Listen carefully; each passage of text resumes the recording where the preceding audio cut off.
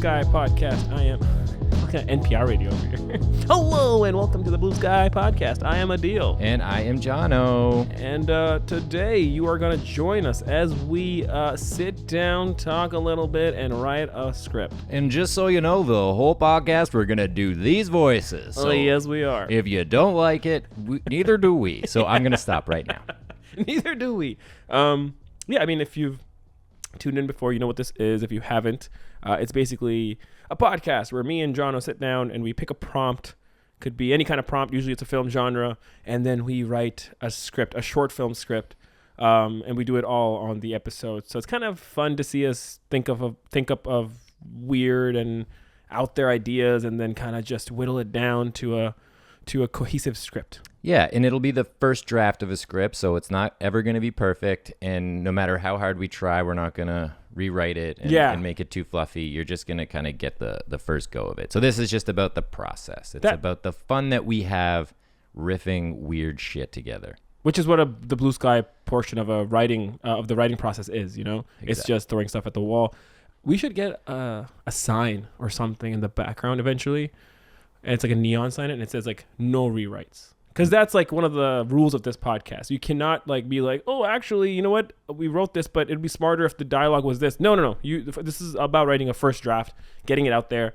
And then, yeah, in the future, like the way you should write is you should have a first draft and then clean it up. But that's not what this podcast is. No, and believe me, I've tried, and it doesn't feel right to deceive you. And just so you know, you're not going to hear us writing the slug lines for the locations or whatever. You're not going to hear us writing that part, but you'll get all the ideation. And then you'll hear a nice little radio drama at the end. Yeah, we actually performed the script for you. All right. Well, now that we've introduced and kind of told you what the podcast is about, how about we go to our first segment? First, I want to ask you a question. Oh, okay, yeah. How are you feeling? Are you in touch with your body today? I feel like is it a setup for a joke? Are we doing? Okay. Yeah, I'm feeling. What would you ask me? Sorry, what's the question?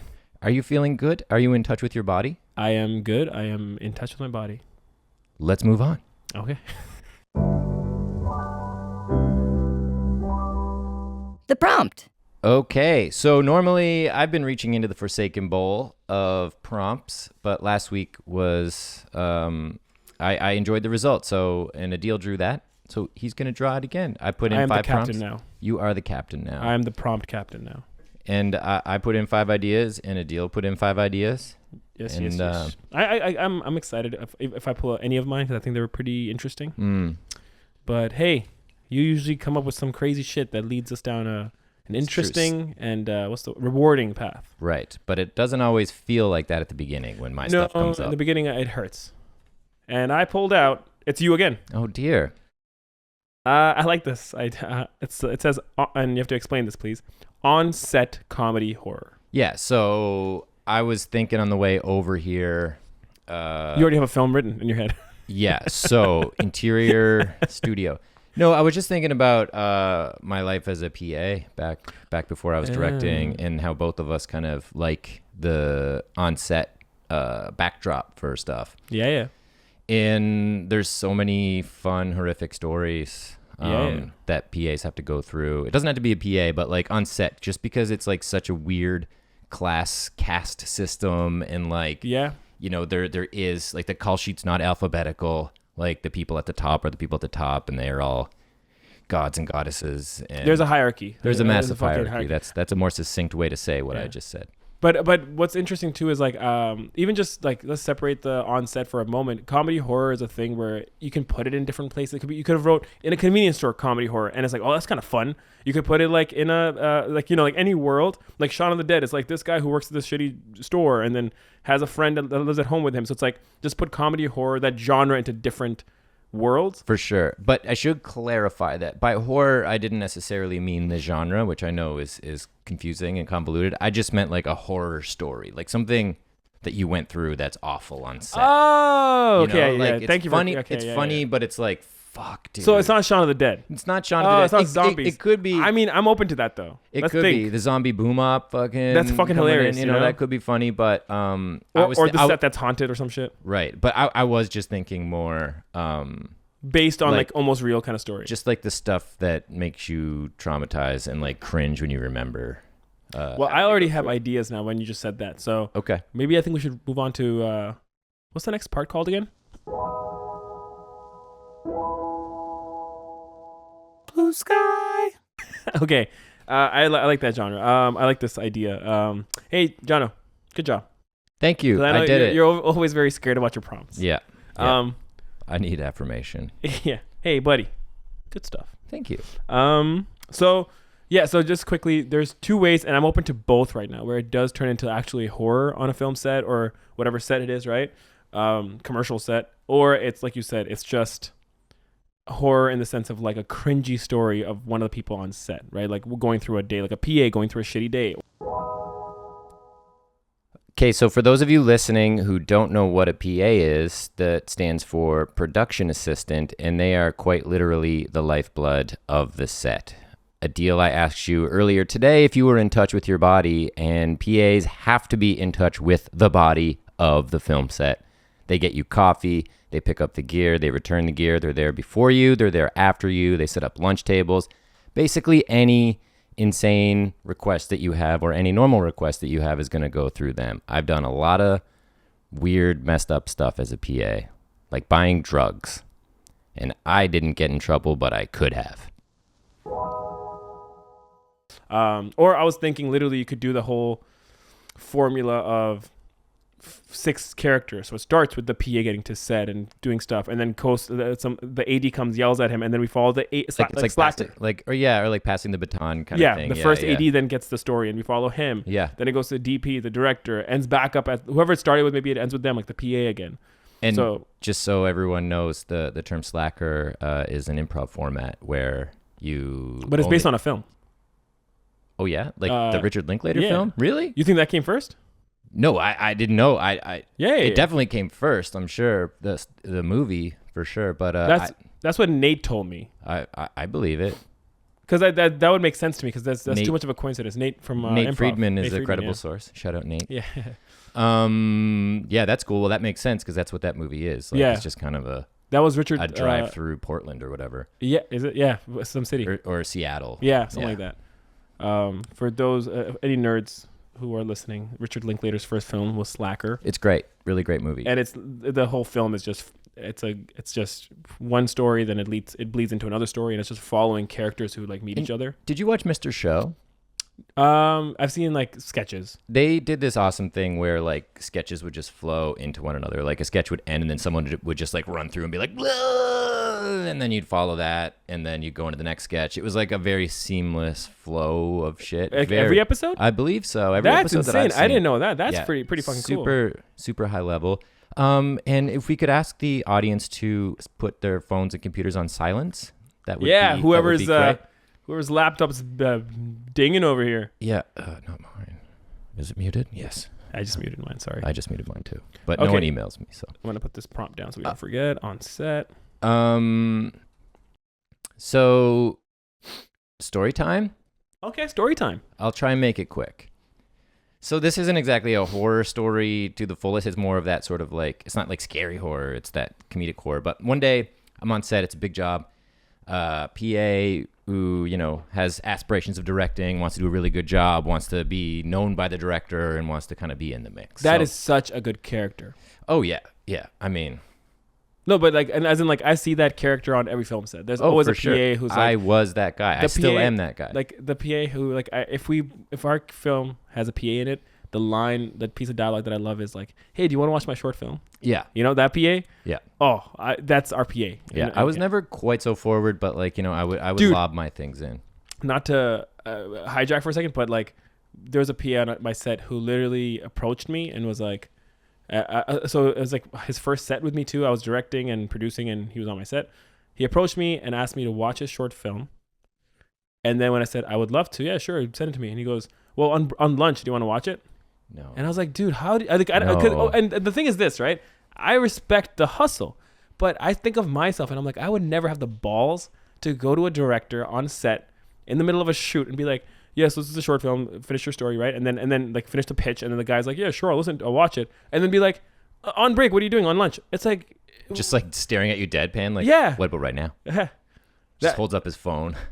Like, again, I respect the courage, but come on, man. I think I'm more of a tactical hustler, just read the room. But many people can't do that, and a lot of those people are successful, so power to them. Yeah, but everyone has their own path. I don't have the mental capacity to watch a short film at lunchtime when I'm on set. It's like I don't have on.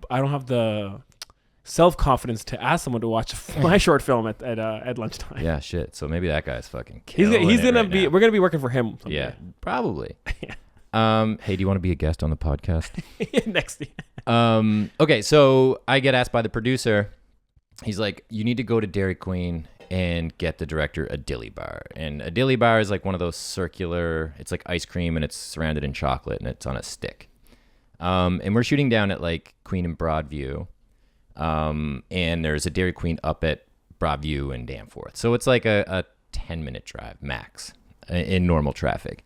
But that day there was a shooting at Broadview and Queens. Ooh. So the whole thing was closed off. So it was just traffic is diverted and again, everywhere. because you're just talking about a film set. You're not talking about a shooting, like a film shooting. No, sorry, yes, a gun shooting, like a fatal shooting. So you were going just up the street from one shooting to another shooting. Yeah, there's just shooting all day.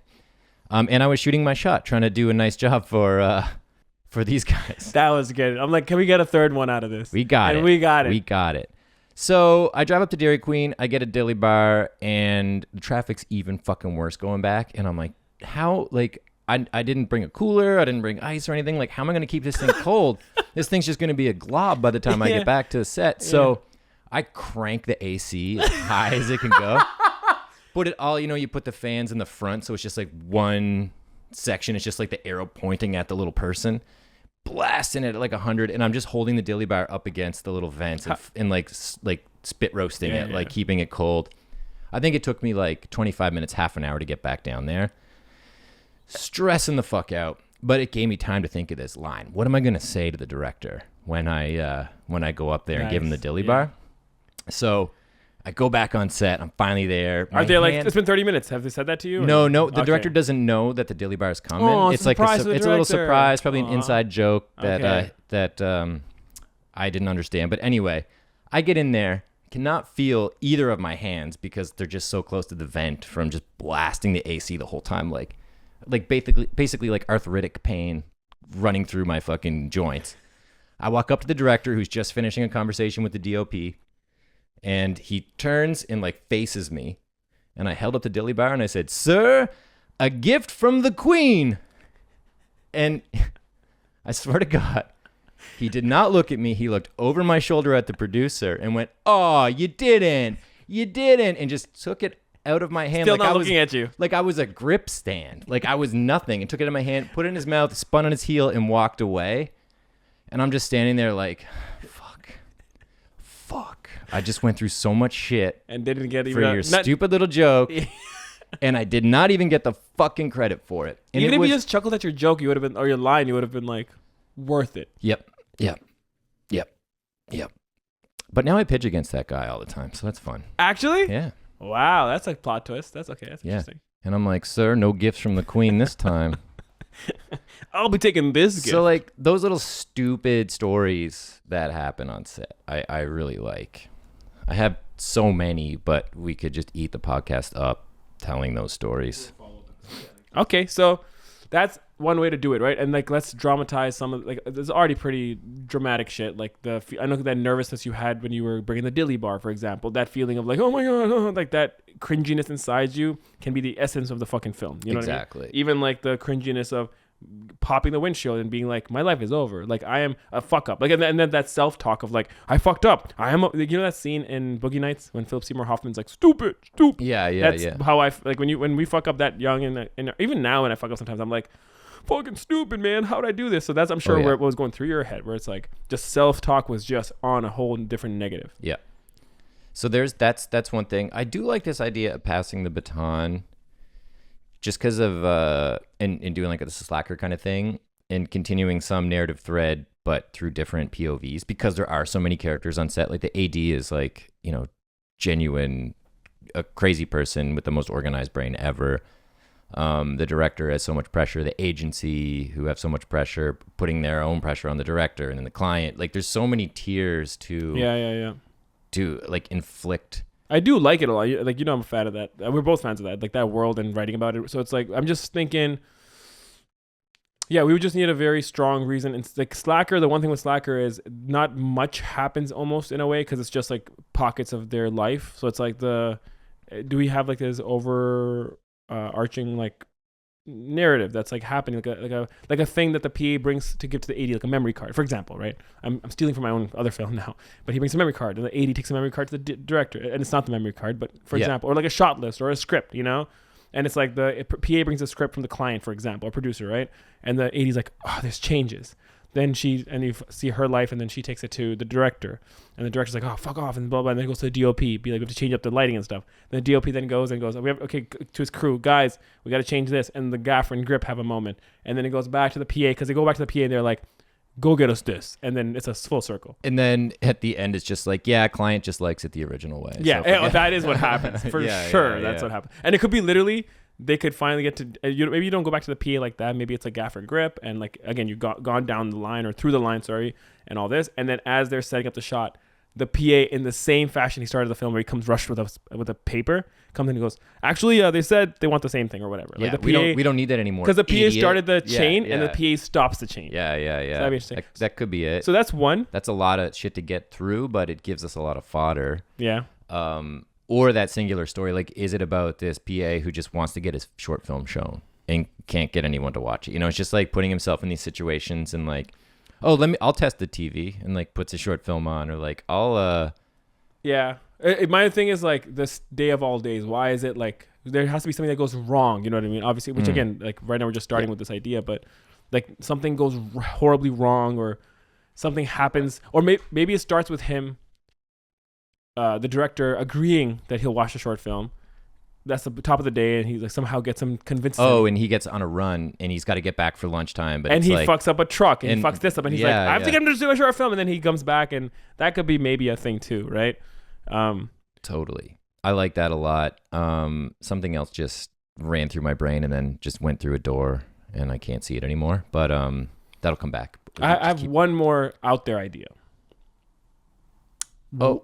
Yeah. Oh yeah. Just it came back quickly. It came back just in case it runs back through again. Yeah. Let's hear it. But I like for years, and I talked to a lot of people like trying to develop a series about production assistants, because like here I am just giving everyone something to go off of and use for their own aspirational projects. What would happen if a PA died on the way to work? Like, I always thought it'd be a funny, like, cold open of, like, a wrecked cube truck and the camera gear's just all over the highway and a PA died in a wreck. That's not the funny part. Yeah, the funny part, comedy. This guy knows comedy. Everyone. The funny part is the production manager calling the other PA and be like, yo, go get the camera off the highway. And it's like, dude, it's an active investigation. It's like, go get the camera so we can shoot. Like, if a PA died on the way to work, would the shoot day still happen? Oh, so it's a very black, dark comedy where it's like super fucking dark. Where it's like they're caring more about the fact that he died, but we gotta get our day is like this Chrysler commercial is not gonna shoot itself. Yeah, it has to be like this Wonder Bread commercial. Yeah, something so shitty. That's a good. Dr. Edgar waits for no one. Yeah, that's a good way to make sure we never work again. Yeah. That's a good way to shit on our industry. Yeah, totally. Love that. I actually do. I think that's pretty dark, and it's interesting if the PA like. But everyone's been like, "That's too dark. That's too dark. That's not the tone." I'm like, "Well, no, but hey, you came to the right person. We're just making it up. You came to the right guy if you want to do dark." Yeah. I was gonna say, because what I like about that in general, just the essence of that is not even the death and stuff. It's the idea that the PA has to go into like a war zone or like an illegal entrance to like a crime scene or whatever the fuck it is, to do his job. And it's very like, well, yeah, you got to do this. And he's like, you want me to, there's like a shooting happening. Yeah. There's like two gangs fighting right now. Yeah, but we have to get this dilly bar, for example, and he has to go through this war zone. Dairy Queen's on the other side of the turf war. Yeah, you know what I mean? And it's like, there's something funny but dark about that, where it's like, well, yeah, you got to do this. And then for his career, that's what he's thinking, right? At the end of the day, that's his motivation. And like, and then it ultimately, I like the idea of the ending ultimately being for nothing. Like, yeah. Oh, it's yeah. like, well, we don't need that anymore, or you're too late, or... Dude, this is like so close to my short film. I'm just... It's true. It's so very close true. to it. It's Let's true. just do mine. I will just read it, and then... Yeah. here's like a very, just because we like doing this, a left field idea. Keep all those ideas on track. The baton, I think, is a good idea. The passing the baton slacker style, I think it's pretty cool. This idea of a PA going through like this harrowing journey. And honestly, we can tie in the two middle ideas we had, which is like he's trying to get back to show the short film to the director, but now he has to go through this like very fucked up assignment. Yeah, like that's like a great ABC, like, right? Yeah. Now this left field idea, I just want to go back to horror for a second. If it was horror, I don't know what the. I'll just pitch the very vague, or sorry, the very like the rough, shitty version of it, and then maybe you can help me. It's like a director trying to get a shot, right? Like he's trying to get the scene done, and he wants to, like, you know, when like you're on a set and you have a producer down your neck, or a client, right, for example, and you gotta like make this, and in your head you have like these versions of it or whatever, and you want the shit for your reel. Yeah, that's a good way to put it. You're like, but this show looks like for my reel, and then you're trying to push it, and the client's not down. Now I don't know where this, if it's a director who is the horror element or the client, but it's like they go, let's have a talk. So they go to the green room, and they close the door, and everything is a little dark, and it's like the clients are like vampires, or they're like just emotional vampires. Or what's the? There's like, is it emotional vampire or like? Yeah, I think so. Yeah. There's a guy on What We Do in the Shadows. Oh yeah. I can't remember the actual like sort of term for it, but yeah. But you know what I'm trying to say. Yeah, like, just like imagine it's like that world where like or it's like a world where vampires and werewolves and zombies are a thing, and you're a director in that world doing commercials, and your clients are vampires, and it's like. And you're trying to get a shot for your reel, and they had this moment where they kind of just come down on you, and it's like very scary and shit. And it's like, imagine your client as a vampire giving you notes. Yeah, or like your client's the dude from Dune in the bathtub. Lord Baron. Lord Baron? I don't know, but no, the guy who like floats up to the ceiling is like, well, the weirdest thing is, this happened with me and you. This happens with me and you like quite a bit. I literally just watched that today, like in the background. Oh yeah, like because I sometimes have a movie on in the background to watch. Dune is such a weird movie to have in the background. Yeah, I was gonna say, but it's because I haven't seen it in a long time. Screensaver movie. Yeah. So no, I was like eating and watching it, but so strange to bring that up. But anyways, you're just putting spice on your food, and you're like, spices. But Lord Baron is his name. Okay. And yeah, so like someone like him, like just creepy. Like breathing heavy and just giving you notes, and it's scary because he's so powerful. Yeah, you know, left field, but yeah, that's cool. I think though there's more. I think we can flow quicker and better in the other world with this sort of more experiential, realistic. Take from our lives a bit and amp it up. No, I'm down. I just wanted to make sure I got heard. My voice was heard, so that was an idea I had. Okay, left field. I'm here to say that I hear you, I see you. But we're not doing that. Okay. All right. I like the first two. Okay, cool. Done. We'll do it? Yeah. No. Which one? We're going to do the passing the baton slacker thing. Okay. Yeah. Blue Sky hasn't even technically started yet. Oh, it has, but. Well, now we can start figuring out the idea. Okay. Which one? So baton or the harrowing journey, right? Yeah. Let's go with this death thing. It's like dark. The harrowing journey of the PA. But he gets asked to do something extra fucked up. Because, like, the last thing we want to do is fully shit on an industry that has been so kind to us, right? Commercials are an amazing way to make money and play with big toys and meet really cool people. I've met some of my best friends through commercials. So, like, I think what we'd be doing is a very hyperbolic version of that. Because we do get asked to do these menial things, and I'm gonna pull from like before I had a career. So if we've worked together and you're listening, I love you. And I mean, just for a second though, it's not just commercials. Like people. Well, that's it. Film in general. People die on film sets. Yeah, exactly. All the I was time. gonna say people die on film sets. That's why there's unions. Yeah. Yeah, exactly. I mean, you get told, and there's some sets sure that might be toxic, sure, but like I've had like you just said, man, I've had great times on film sets. If I could be on a film set every day, I would choose to do that. You know what I mean? Oh, for sure. Like, I mean, especially in the directing world, like I've had intense days, but never really like bad days. Yeah. And the good thing is once you learn and you come up, like you have a different path than me. You were a PA for a while. So it's like, I'm sure, and I've had the path where I've struggled in different ways where it's like, once we both got to the directing role, you get to set the tone of the set too. if you want to. So like you don't have to, because the producer and the agents and clients are pretty big on it. But as a director, you can still really set the tone with how you talk to the DP and the crew, so that everyone knows, oh, it's a fun set. Yeah. You know, and I'm very much like, shit needs to get done. I can be a little like stern, because you can need to be as a director, because like if I'm like pushover director over here, we're fucked. Yeah. We're not making our day. But so I can be like, you know, like anal about stuff, but it's always in the vibe of like love and fun, where it's like, guys, this is for like, we get paid to fucking do this. You know, I have that energy usually, and I hope, like, I try my best to make it contagious on set. Yeah.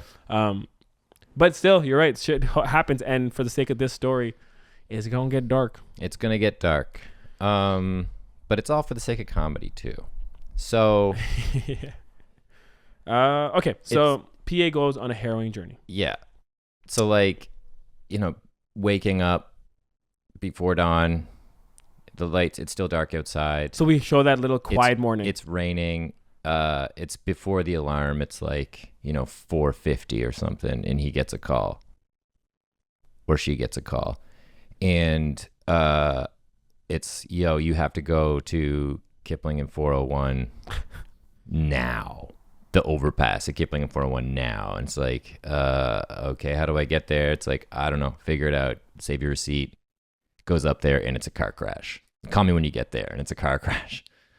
And there's camera gear everywhere. And it's like, okay, I'm here. I think Jimmy's hurt or something, you know?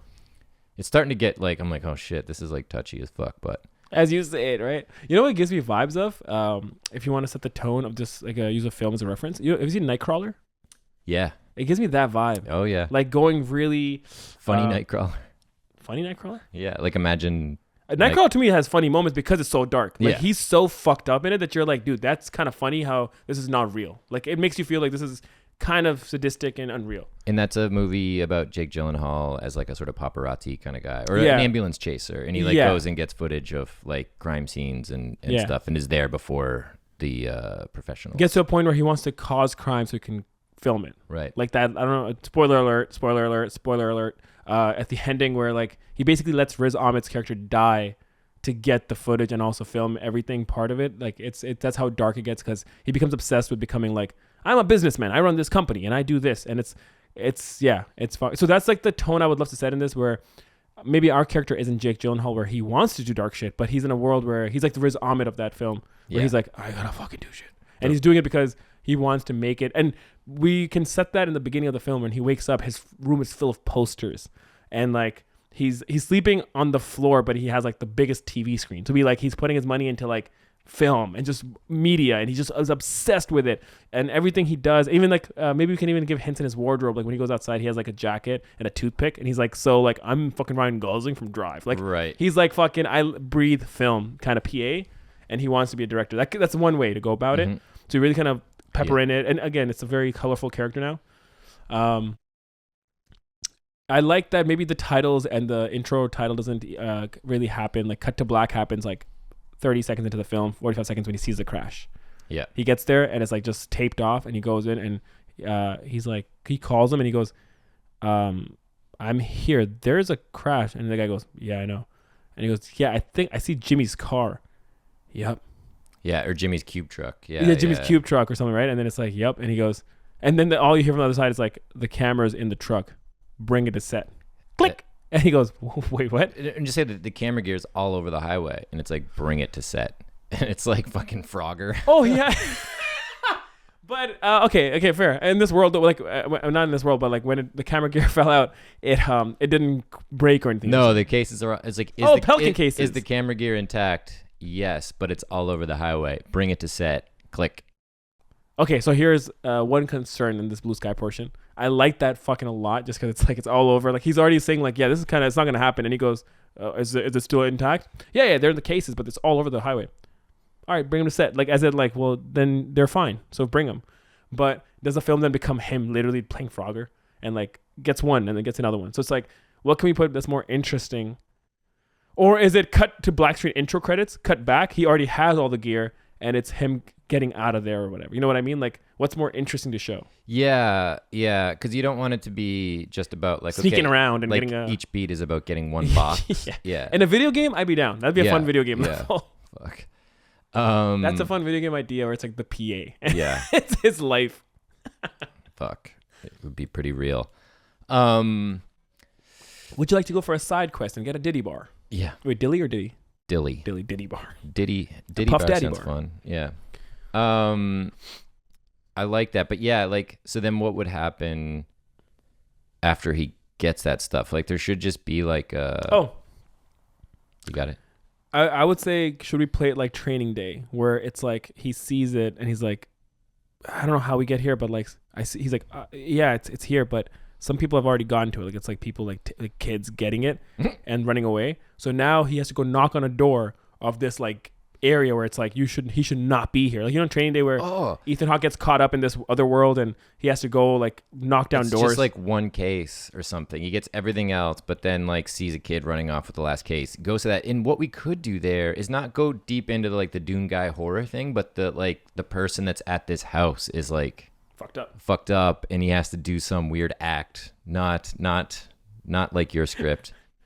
That's so funny how we end up doing that.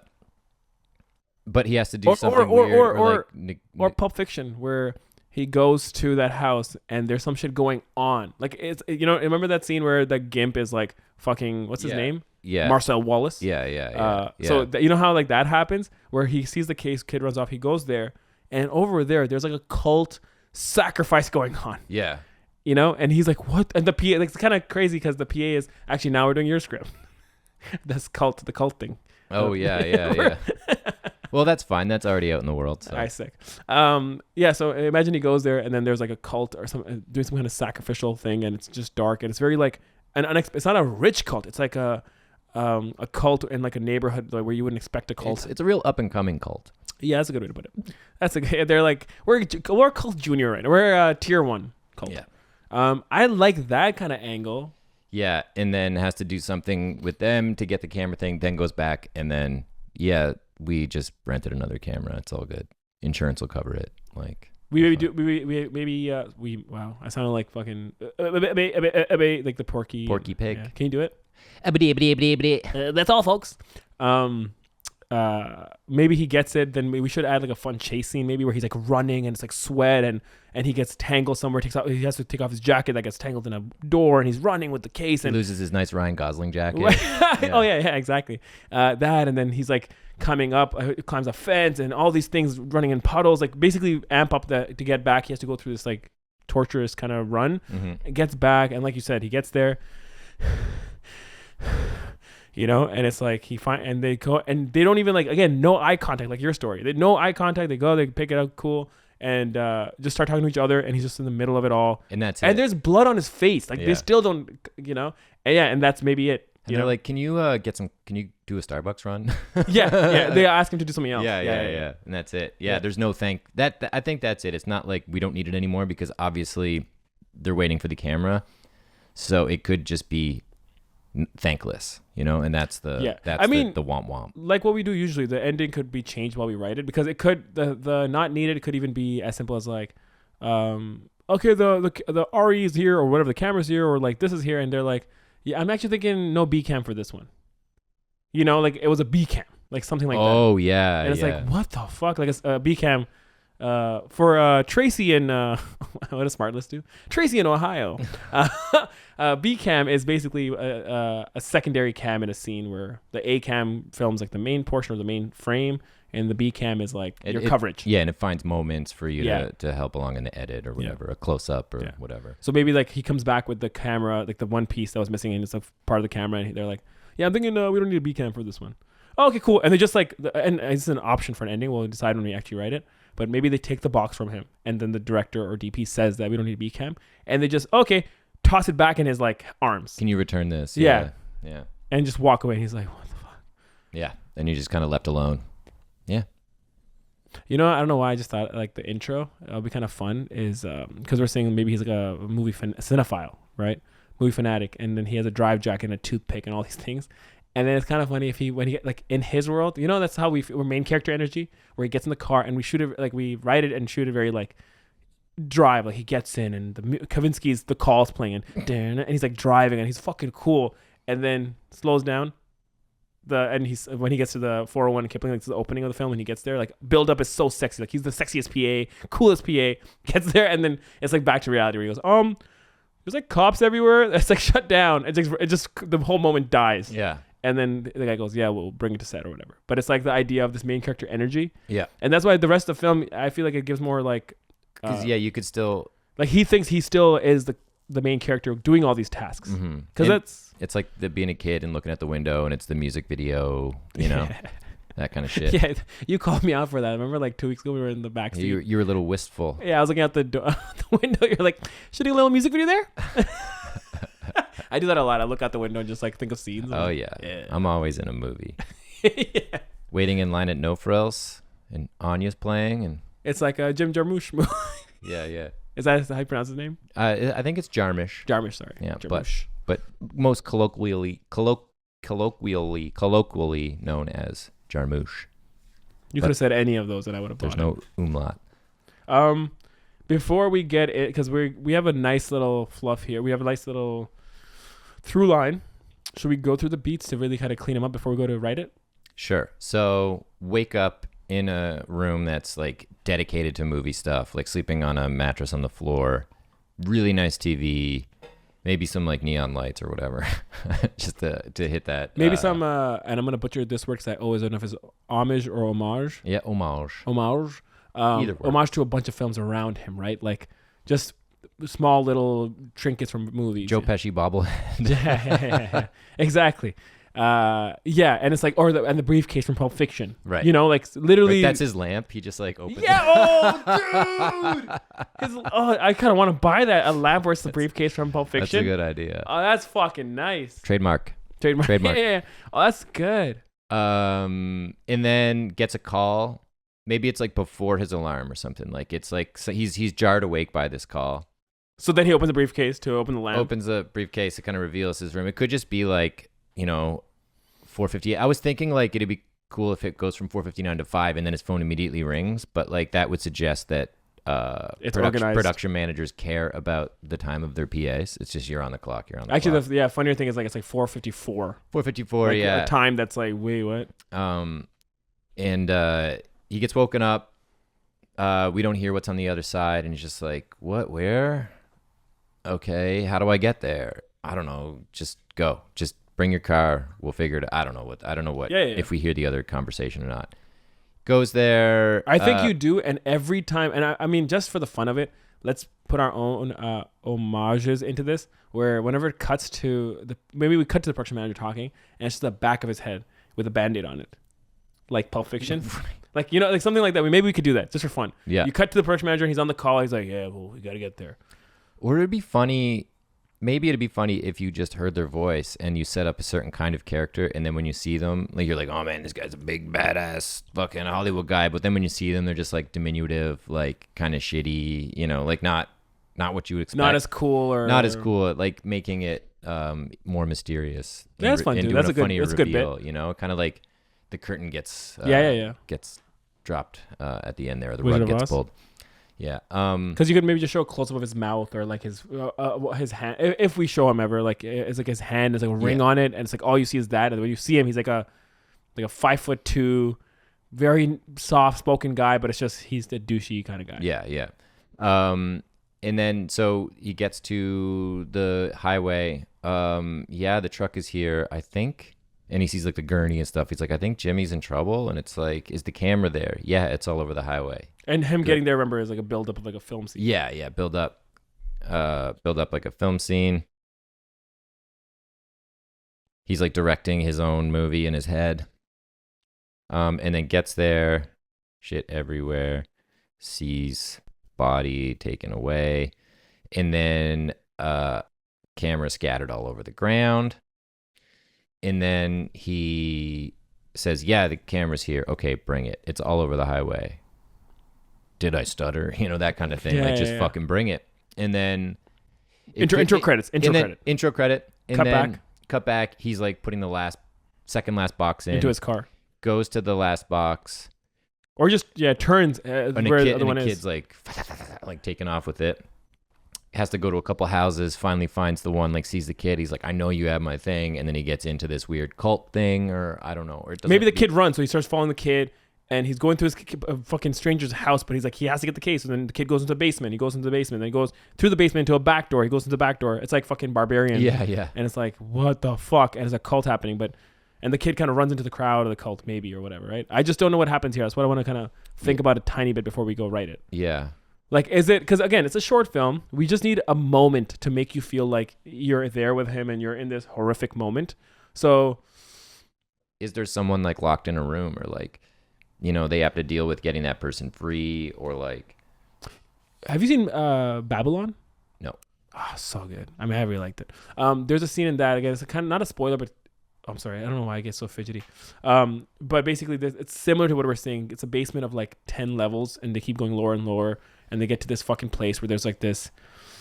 I mean, it's like, not to be insensitive, but it's like a freak that they have that they kind of all are like throwing money at, and they're just getting him to do shit. Right. And he's like a fucking monster.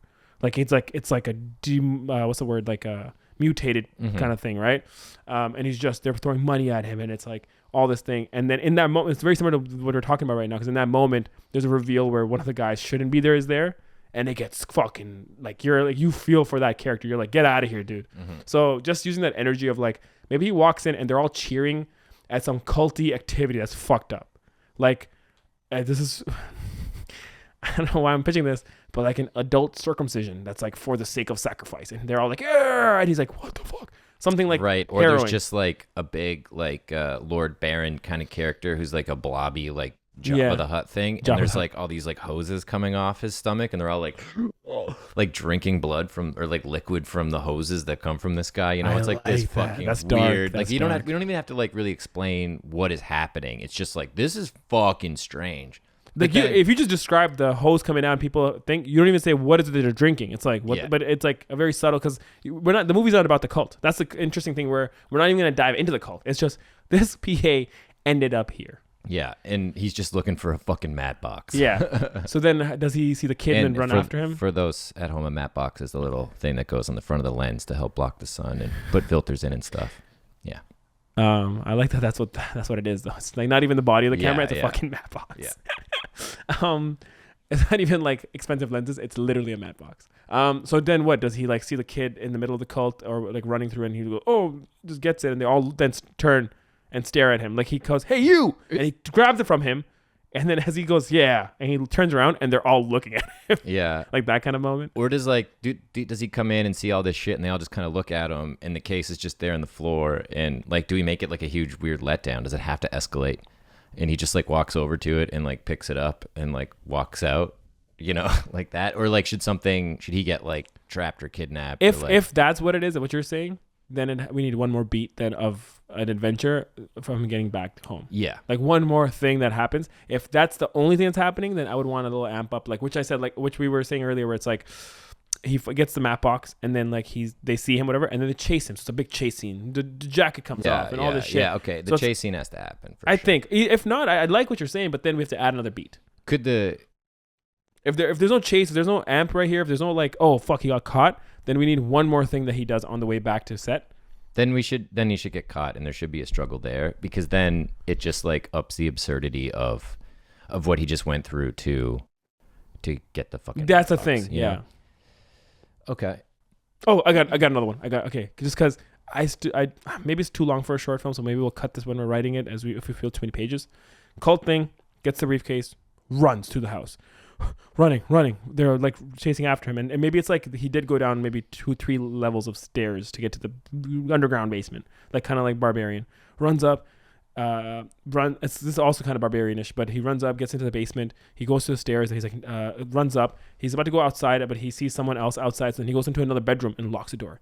He's waiting. He turns around, and there's some fucking beast in that room as well. Yeah. So it's like one more piece of like, oh, come on. Yeah. You know, like it's like he's like, quiet. And he turns around, and maybe it's like something at first. I don't know what it is he sees here. Yeah, it could be some beast or a dog or like Well, I mean, like a person, Okay. like another horror figure, you know. But maybe it's like at first it's just like a person, like, oh, it's a girl, it's fine, shh, and then the girl's like, Yeah, you know, her jaw unhinges or something. Like, what the fuck? But then do we just go hard? Like she's like, "Wah," and then we hard cut, and he's back on set, and his jacket's just shredded, and like he's got a bit of blood on him. You know what I mean? Like, Or I was gonna say he runs out that door, then he jumps out the window of the house, and then he's run. That's when the chase scene happens. right?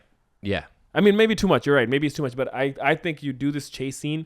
Like, okay, so loses the kid runs off with map box, follows kid into a house, chases kid down to the basement, cult in the basement. He's like, oh shit. He's quiet for a bit. Then he kind of yells at the kid to give the map box to him, and everyone notices him, turns around, and he's like caught now. Or yeah. Okay. So what if?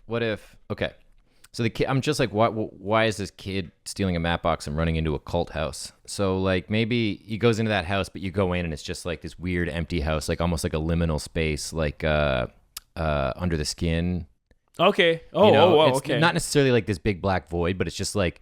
Explain that a bit for people who haven't seen it. Under the Skin is a Jonathan Franzen. Is that his name?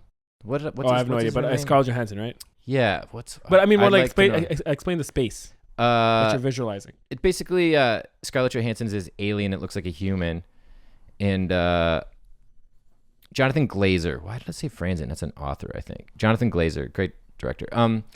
She's like hitchhiking around the UK or some shit, and she preys on lonely men that think she's hot and brings them into this weird, just completely black void, and they're both like walking in this water, and it's very artsy and weird and moody, and I think the assumption is she's kind of like eating them or like devouring them in some weird metaphysical way. It's like liquid ground, like it's like wet ground, and then they kind of almost like They drown just in go it. in like this weird pool and kind of disappear into it. But it's very, like all very black strange, void. and like it's just never explained or anything, and it's just a big, deep black void. But like, what if he goes in and like it's not a living room or like a house? It's like a weird, just like one room that's all kind of sterile and dark, and there's just one door, and he goes through the one door, and then there's another door, and then he finally gets to the cult.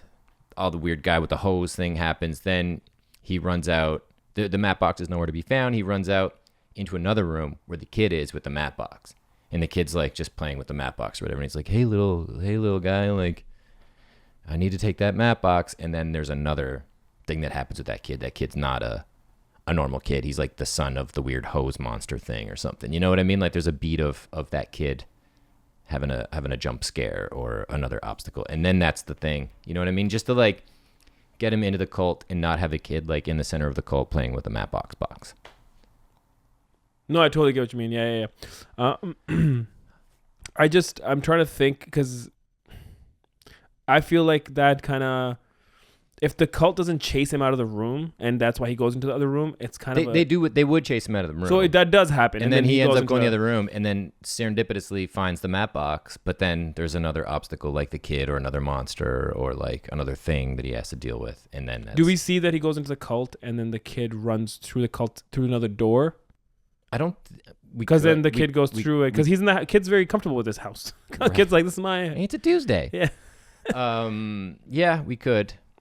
I think maybe though, because to me, okay, sorry, go on. We're like we've been riffing for a while. I think maybe if we get to, we kind of find the ending there. Like we know where we want to land. There's just like one more step to it. So like maybe we start writing and we find it in the flow. You know what I'm saying? Yeah. The ending for sure. Yeah. Okay, cool. Okay, so kid runs off. He ends up at the house.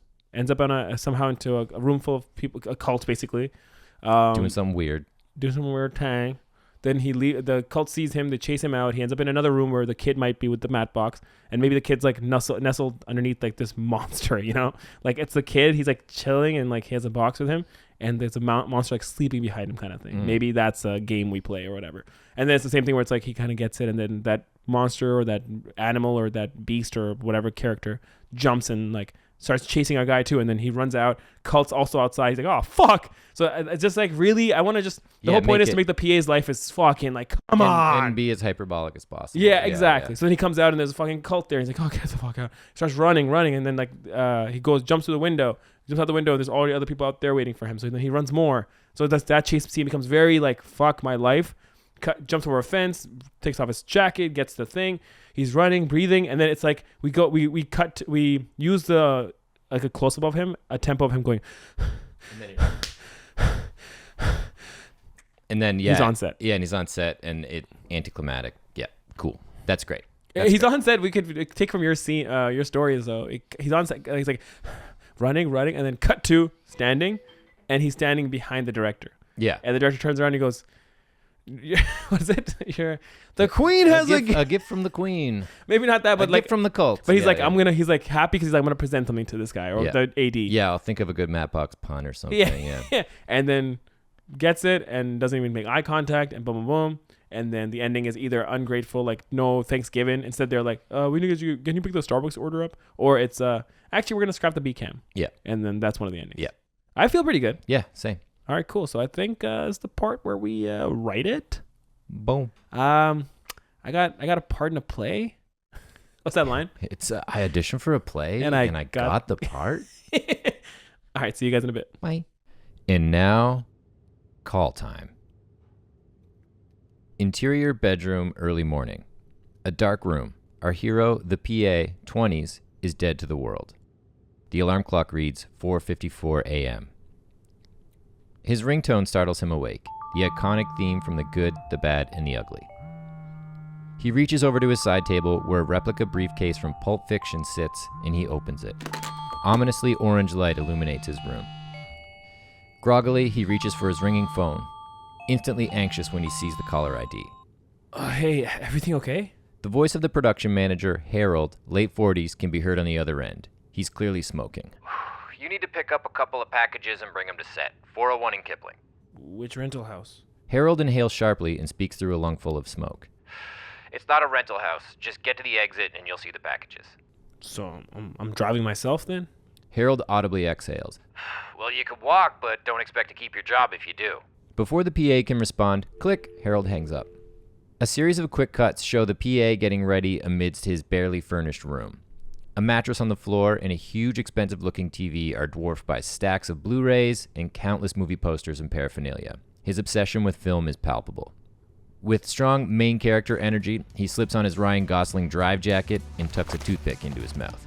Cut 2. Exterior driveway, moments later. Another series of quick cuts. We see the PA getting into his car, starting it, and pulling out of his driveway. Cut 2. Exterior highway, later.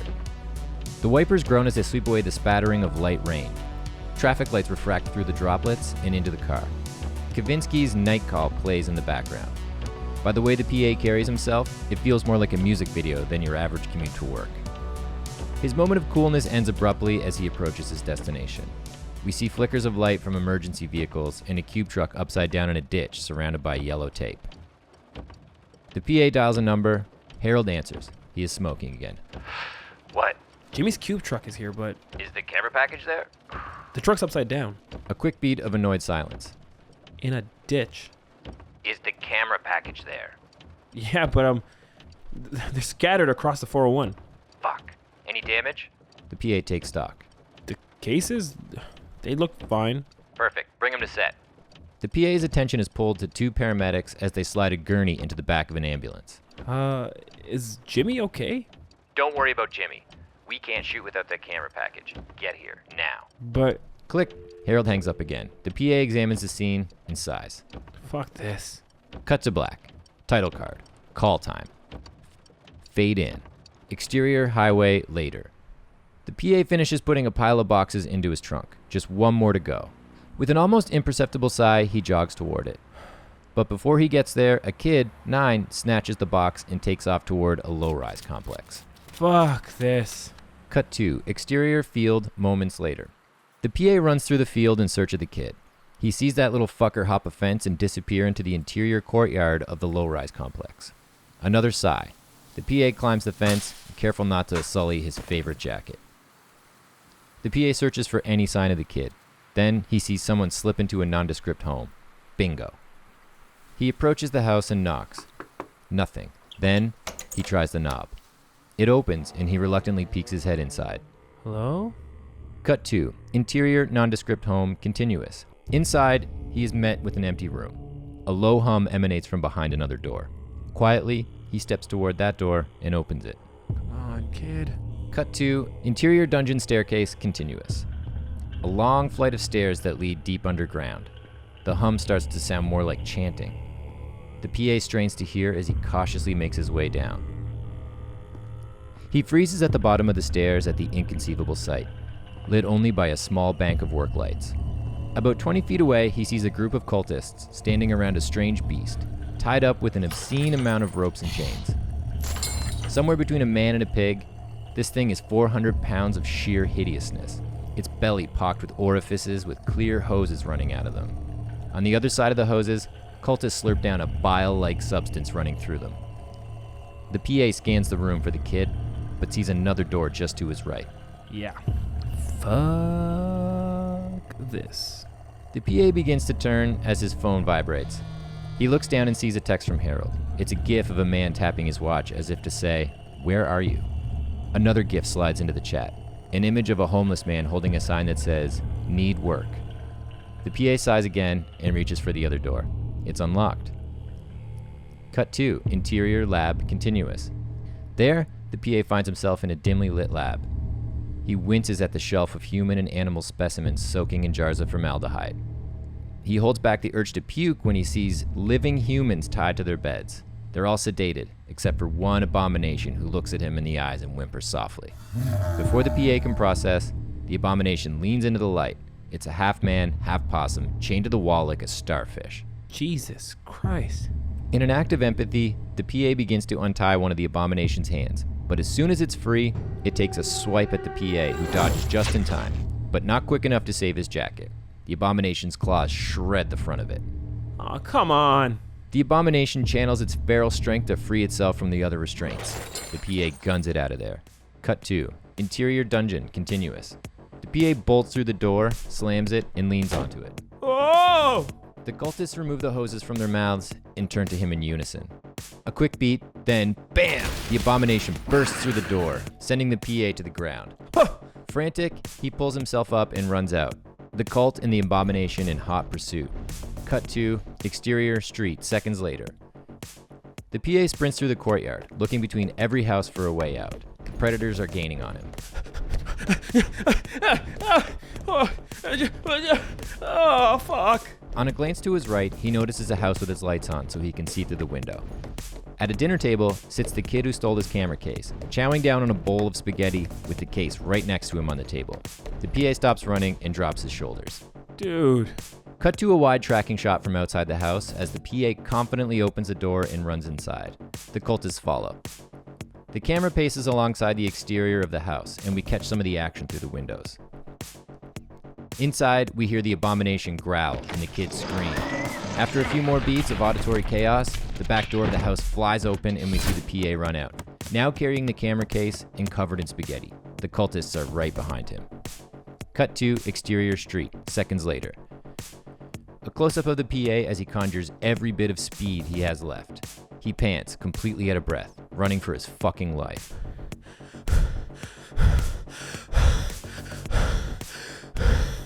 The panting grows louder and louder until...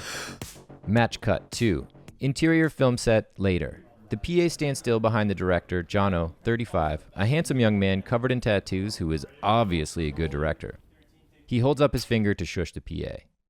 The PA is astonished to see they are shooting a take. Behind the PA, we see a cart full of blood-stained camera boxes, the batting of his shredded Ryan Gosling jacket on full display, flecks of spaghetti sauce still in his hair. Without missing a beat, the director looks past the hot mess and smiles at Harold. You got me a B camera? Harold smiles a wide, friendly smile. My boy wants a B-cam, he gets a B-cam. The director walks past the PA to shake Harold's hand. The PA watches, incredulous. Then, the assistant director walks past and slaps a note into the PA's hands. Dejected, he inspects it. Close on the paper, it's a coffee order. Fuck this. Cut to black. Finn!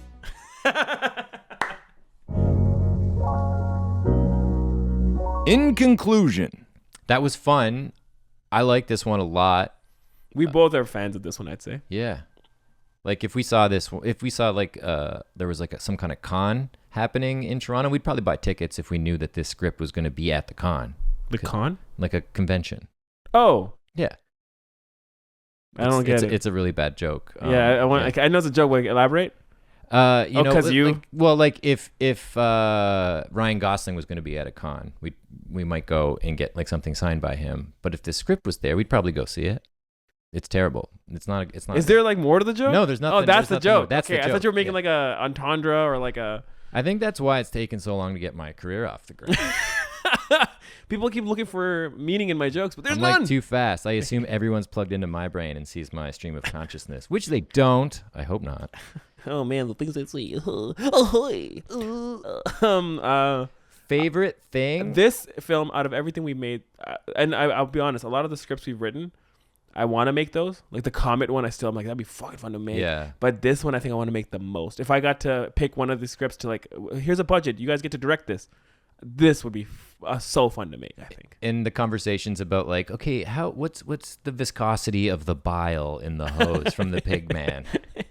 You know, there's there'd be a lot of fun conversations about that. Favorite thing I'm gonna say is the death of the PA at the beginning, and that the show must go on kind of thing. Because I've wanted to play with that idea for a while, and just like it being the least. You just didn't find anyone else sick enough to. Yeah. No one's humor sick it. and twisted enough. But Hey, I got you. yeah, thank you. I appreciate that. We're even better friends now, I think, because you indulged me in that. I like that a lot because it is this hyperbolic way to show that like no matter what happens on set, like it's just about getting The show must go on. The show must go on. The money is being spent, and you know whatever client's not gonna be sympathetic to like we got to push the shoot because someone died, unless it was like the director or something like that, which obviously stopped the shoot.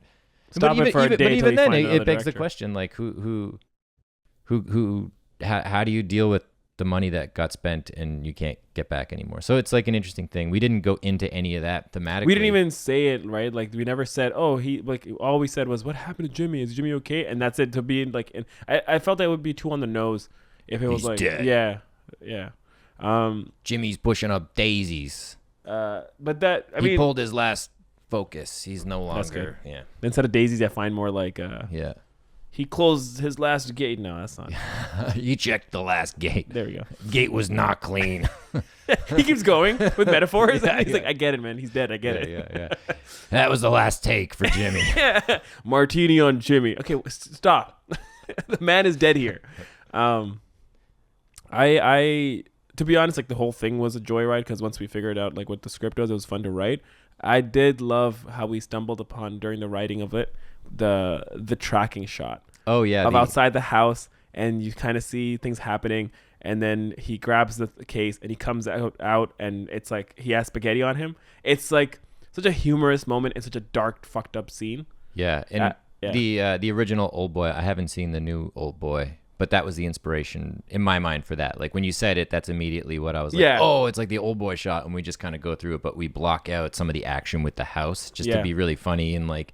You kind of see glimpses because the window's there, so you see a bit, and then it's like a wall, so you don't see for a bit, and then you see window. Oh, the rest of it. So it's cool. And like if I was gonna like shoot that and direct it, like maybe instead of just hearing the thing growl, the abomination growl, and the kid scream, you might see the abomination growl and like kind of like overcoming the kid, like just fully implying the kid got devoured. And then because you keep going, the And you camera just keeps keep moving, going, and then off camera you hear like the stuff crunching of happening bones or and- whatever the fuck. Yeah. There could really blow that out. Yeah, because that's the fun thing about the writing of it, because it's still a first draft, but as we're writing, we're like, I remember we were trying to figure out how to get to the end, and it was like, what if we just cut to the ending? And then it was like, because we both wanted to not show too much and like be like, oh, here's a big chase scene, so that this was like a creative way to continue the chase scene and not just be a typical chase scene, if that makes sense, you know, like a little fun of like, you don't get to see this part too much, it's just a tracking shot from outside the house, and hopefully people understand that like what the point of that scene is. The camera's outside, not in the house. We're seeing it through literally from across the street kind of view. Yeah, or just like going between houses, like in the lanes between houses kind of thing. Yeah.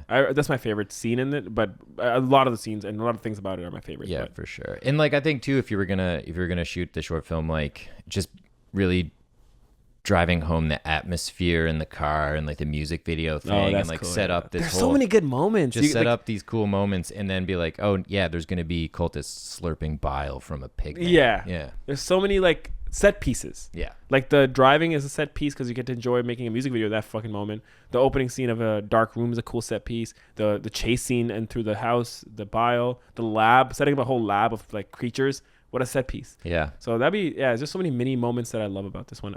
Anything you didn't like? The title. Honestly, yeah. that's like Title sucks. usually it's like, oh, the time wasn't enough or whatever. But for 7 pages, I think we did great. Like I like it, but the fucking title Call Time. I really don't like it. Yeah. But you know, it's a first draft It title. sits into the world. It's a working title. It harkens film and all that. Yeah. I again, the only thing I didn't like I would love to set the PA up a little more, like, because you know there was nothing to garner pathos from us other than the urgency of this trip, you know what I mean? And like just throwing him into this thing, like we don't have any real reason to be on his side other than he's getting pressure from his boss. You know, maybe there's more things we could do to humanize him. Yeah. And like, I just think the short, and I agree. and it's a short. I was gonna say it's the same. I think I'm gonna say the same thing every episode. That's just it's my thing. No, totally. But I will still agree with you. I do like less. I wish we had more marination in the character, but I'm just saying shorts allow forgiveness. Mm-hmm. Not that we shouldn't do that, but we should always try to make the characters more 3-dimensional. But yeah. But yeah, I'm curious too, like in 10 more episodes, like how we'll address that, because we'll be so fucking, like, everything's going to be so exhausted, and like we'll have spent so many ideas, like how that will force us into a different creative space to do more for characters and like spend more time, but do it in more clever, more succinct ways. Yeah. Could be cool. That's a good point. I mean, this is a quick one because I feel like we kind of answered it, but at what point during the Blue Sky were you like, oh, we got a script?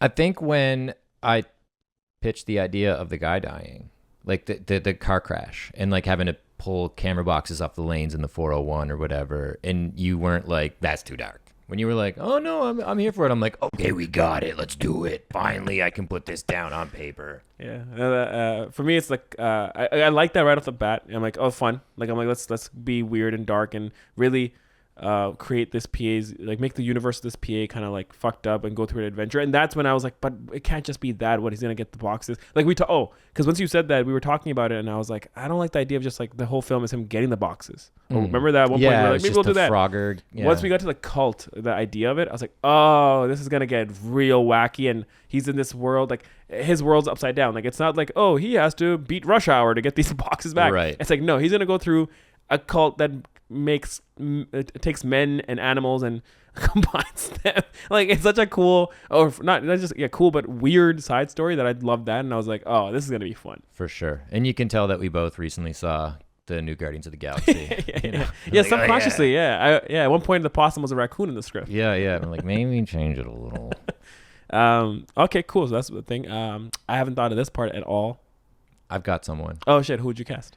I think it would be someone like a younger Donald Glover, who is at once like very cool, but also like can play that victim and like can be the sort of butt of the joke. You know what I mean? Yeah. I love that. I love that. I feel like he would be just compelling to watch, and like could do all those things. If we could go, like, if we can cast like where we're like, oh, a young Downey Jr. kind of thing, right? Or like a young Tom Hanks. Like if we can do that, then Donald Glover. If we have that capacity at our hands where we're like, we can cast some young versions.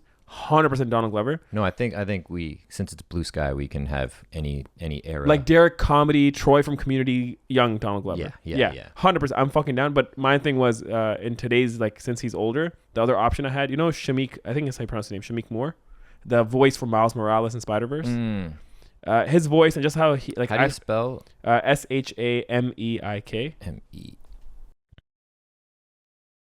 Oh yeah. Like him, because in his voice in Spider-Verse, I love that voice of like, oh fuck, like just not happy with what's going on. Yeah. Or even let's just go with that. Yeah. I like that. That'd be cool. And then who'd you, if you, just one? I know we don't usually do side characters, but a Harold. Harold. I got someone.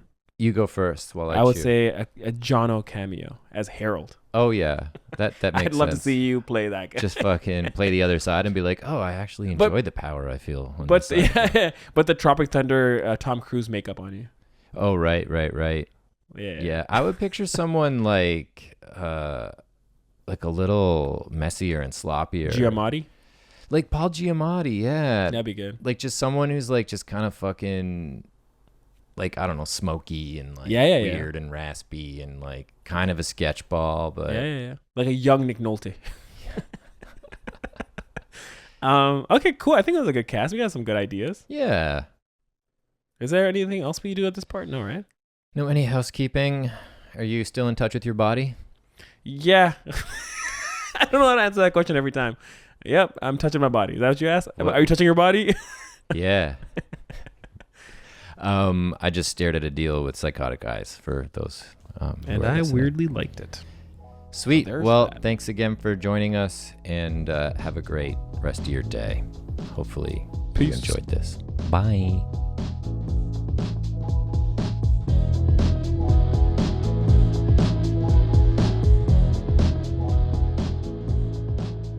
The Blue Sky Podcast is produced by Adeel Shamsi and Jono Hunter, edited by Justin Stevenson, and this voiceover was recorded by Kevin Brown.